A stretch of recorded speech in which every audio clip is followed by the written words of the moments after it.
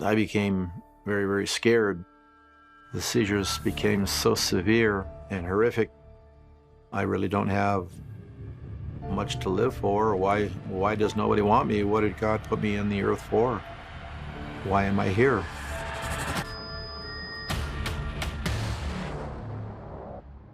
Although Jesse Fiedor was plagued by physical and mental struggles, he still kept fond memories of growing up in Southern California with a loving family and attending Catholic school where he learned about God.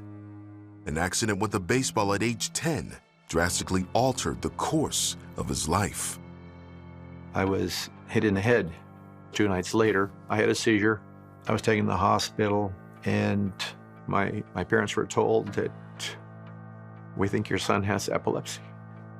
I thought, well, epilepsy, I guess they can give me some kind of medication, it'll go away. I found out later that that's not true. There is no cure for epilepsy. Jesse began having grand mal seizures, the most severe kind that occurred any point of the day or night without warning, putting his life at risk. His family did the best they could to care for Jesse, but he was soon spending most of his time in hospitals and was even admitted to a mental institution for 6 months. They had padded cells that were padded all the way around, and the reason that they wanted to put me in there is because if I have a seizure, uncontrollable, then I will not be opening my skull or killing myself by banging my head against the wall or the floor. So it was really hard to be away from my family. For the next several years, Jesse dealt with the isolation that came with his epilepsy. He was afraid of being labeled an outcast by his classmates, so he ditched school to wander the streets. I was so lonely, nothing to do, no life. I went to one restaurant and sure enough, I had a seizure. 3 weeks later, where I went back to the same restaurant, and when I went back to the same restaurant, there was a manager, she remembered me. She told me to get out. He said, "Get out, why? What did I do?" I said, "Well, we don't allow epileptics in here." I had no desire to even be around people anymore.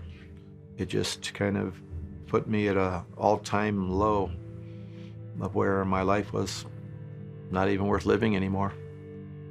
Then, at 19 years old, Jesse hit a breaking point. The seizures really became very, very severe, and the loneliness that I had to go through really got to me, and I just couldn't take it no more. I attempted suicide. I took a razor blade and slit my wrist, and then ran out of the house.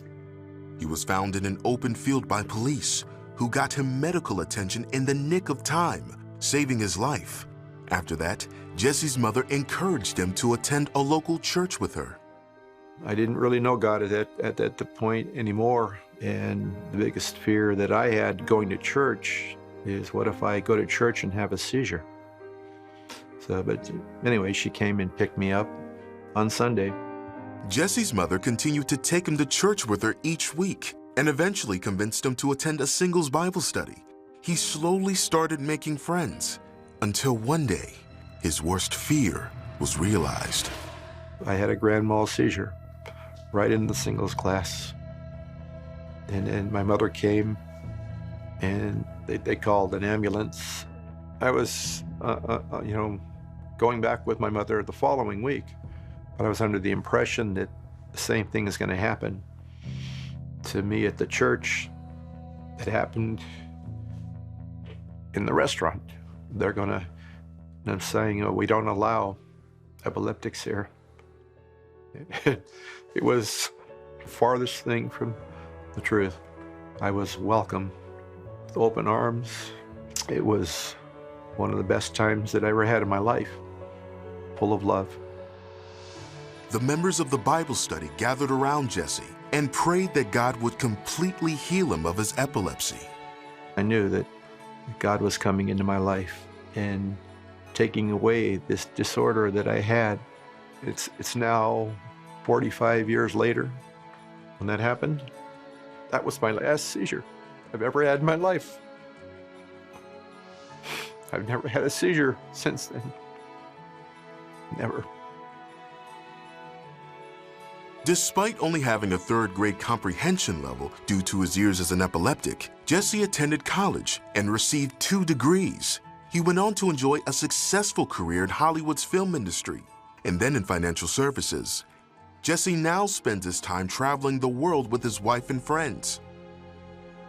He believes it was only God and the power of prayer that delivered him from the horrors of epilepsy. Without prayer, I wouldn't even be here. Every single morning, I just pray to God and say thank you for what you have done.